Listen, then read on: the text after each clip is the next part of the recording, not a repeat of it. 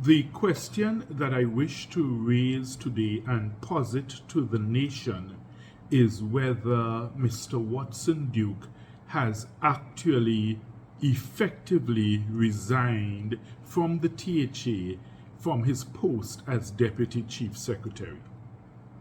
The reason why I'm raising these questions, and I think it's of national importance, because if there is no Deputy Chief Secretary, then according to the THA Act, there can be no Executive Council. Because when one looks at the legislation in terms of the THA Act, and you look at what constitutes the Executive Council, it must include, because the legislation is mandatory, it says it shall include, and among the posts that it says that it shall include, that includes the Deputy Chief Secretary. So it says, Section 33 of the THA Act says, the Executive Council shall comprise, and among the posts listed there is at B, the Deputy Chief Secretary. So if there's no Deputy Chief Secretary, at present there is no Executive Council capable of running and managing the affairs of the THA legally. So it is a conundrum which must be addressed and which must be analyzed and assessed in terms of the actions taken by the Assembly in the interregnum since Mr. Duke tendered his resignation. The question, however, is whether that resignation is effective at all.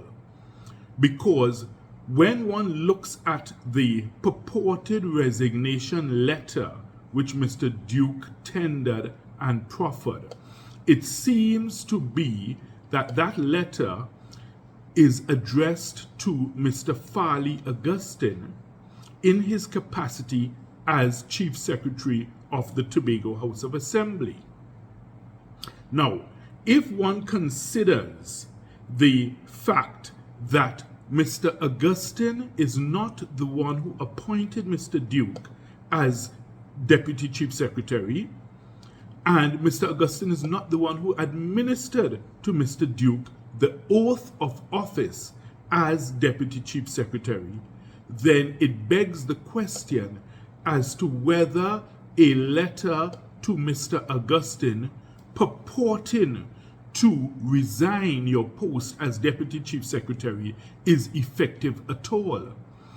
That may be as effective as Mr. Duke writing the letter to maybe a family member or a neighbor and saying, I tender my resignation as Deputy Chief Secretary. Because if that's not the person who appointed you or who administered your oath of office, then sending a letter to them to say you resign may have no legal effect or efficacy whatsoever. The President, according to the THA Act, is the one who administers the oath of office to the Deputy Chief Secretary. In the past, we have seen persons who wished to demit that office have sent their letters of resignation to the President. Thus far, in the public space, there has been no evidence I have seen from Mr. Duke that he tendered any such letter of resignation to the President. In that case, the executives in the THA need to tread cautiously and not end up with this purported resignation letter being a poisoned pawn in this chess game that is being played out in the THA. They need to look carefully at the THA Act, look at the standing orders, because I, as an attorney at law, have perused the standing orders. I have checked other legislation. I have not seen any set procedure for handling the resignation of someone from the post of Deputy Chief Secretary. There are procedures set out in Section 19 of the THA Act which speak to the resignation of persons from being a member of the Assembly. So in other words, if you wish to give up your Assembly seat and therefore trigger the process for a by-election, there's a process set out there for you to tender that resignation. If also you wish to, if for instance the presiding officer wishes to tender a resignation, then there's a process set out there also in section 19 for the presiding officer to tender that resignation to the president. So, extrapolating from that, given that if the presiding officer, who we must accept is an inferior post to that of Deputy Chief Secretary, if the presiding officer who has been administered the oath of office by the president is required by law to tender a resignation to the president in order to make it valid and effective, then the question arises, why would it not also apply, even though the legislation does not specifically set it out, why would it not apply also to the post of Deputy Chief Secretary, given the fact that Mr. Duke was administered that oath of office to Deputy Chief Secretary by the President? It was not administered by the Chief Secretary, and the Chief Secretary did not elect or appoint him to the post of Deputy Chief Secretary. That election would have taken place among the Assembly, comprising of the 15 Assemblymen. And of course, by law, if you look at the THA Act, the Assembly comprises the 15 Assemblymen, it comprises the 4 councillors and the presiding officer. So, if those are the ones who would have elected him, then simply sending a letter to the Chief Secretary to say you resign may not necessarily satisfy the legal requirements of demitting the office of Chief Secretary, of Deputy Chief Secretary. And the reason why this is important is the question of whether there is actually at this time a vacancy in the office of Deputy Chief Secretary. Because if Mr. Augustine as Chief Secretary and the other members of the Assembly proceed to try to appoint someone when the post has not actually been effectively demitted, they will end up in all sorts of legal entanglements by such appointment. So these are not issues to take lightly, because it also affects the issue of whether there is actually an executive council in place, because if there was no valid and effective resignation, then the executive council remains intact.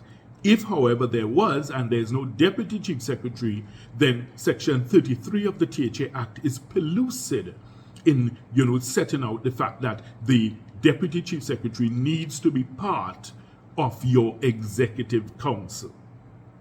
Now, when one looks at Section 35 of the THA Act, which speaks to the fact that you can pass a no confidence motion in the Deputy Chief Secretary or the Chief Secretary, and if within 2 days of any such motion being passed, that person does not demit office voluntarily, then the President has the power to revoke such appointment. Now, the interesting thing is that if it is that you must resign within 2 days of any such no confidence motion, or the President shall revoke your appointment, it means effectively, if one is to extrapolate from the fact that the presiding officer has to submit a resignation to the President to be effective, and you must submit a resignation after a no confidence motion, and the President is the one who can revoke the appointment if you don't submit such resignation. I think the legal analysis leads to the suggestion, or tends to give the impression, that any such resignation from the post of Deputy Chief Secretary to be valid and effective must be submitted and tendered to the President of the Republic. So this is something that we need to consider in terms of Mr. Watson Duke and what he has tendered here to the nation as his resignation. Thank you, and I wish the nation the very best as we try to navigate our way through this conundrum that has presented itself in the THE.